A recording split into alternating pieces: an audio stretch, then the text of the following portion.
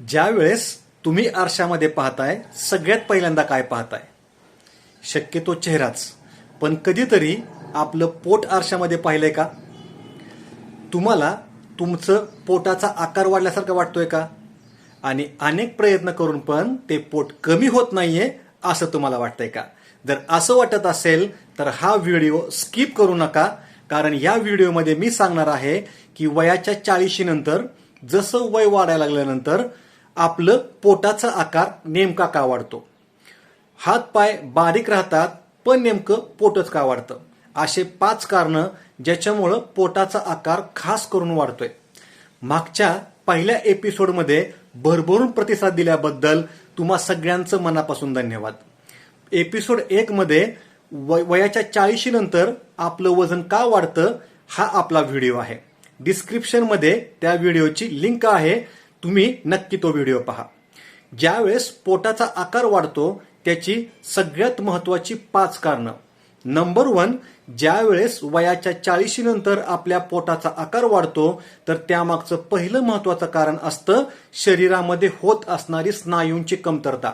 जसं जसं आपलं वयाचे 30, 35 आणि खास करून आपण 40 पूर्ण करतो त्यावेळेस आपल्या शरीरातल्या स्नायूंची संख्या, स्नायूचं प्रमाण कमी होत राहतं.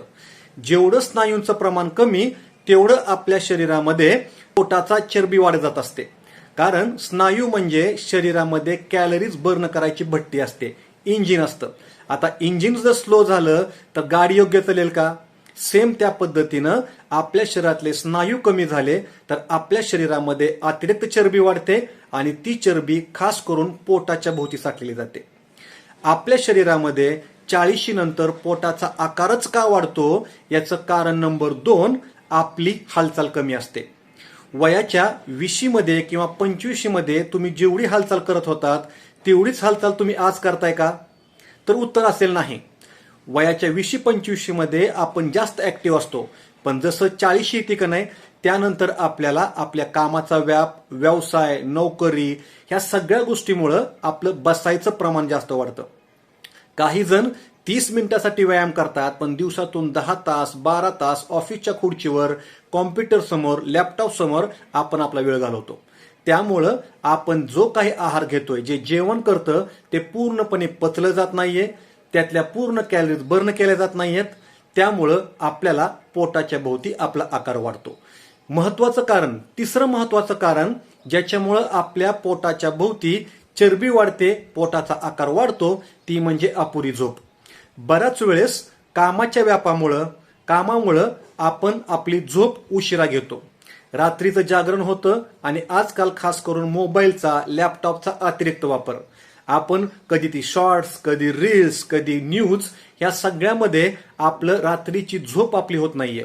रात्री उशिरा झोपल्यानं आपली अपुरी झोप होते आणि पर्यायानं आपलं शरीर रिकव्हर होत नाहीये, ते क्लीन होत नाहीये आणि त्यामुळं शरीरामध्ये अतिरिक्त चरबी साठते. परिणामी पोटाच्या भोवती आपली चरबी वाढत जाते आणि पोटाचा आकार वाढतो. आपल्या खास करून पोटाचाच आकार का वाढतो याचं 4थं आणि प्रामुख्यानं कारण आहे तणाव. प्रत्येकाला लाईफमध्ये तणाव असतो.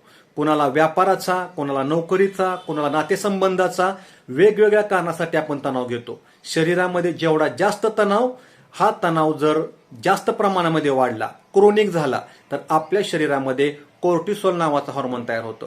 हे हार्मोन्स वाढल्यामुळं, हे हार्मोन्समुळं आपल्या शरीरामध्ये बऱ्याच प्रमाणामध्ये चरबी तयार होते आणि ही चरबी शरीराच्या भोवती तयार व्हायला सुरुवात होते.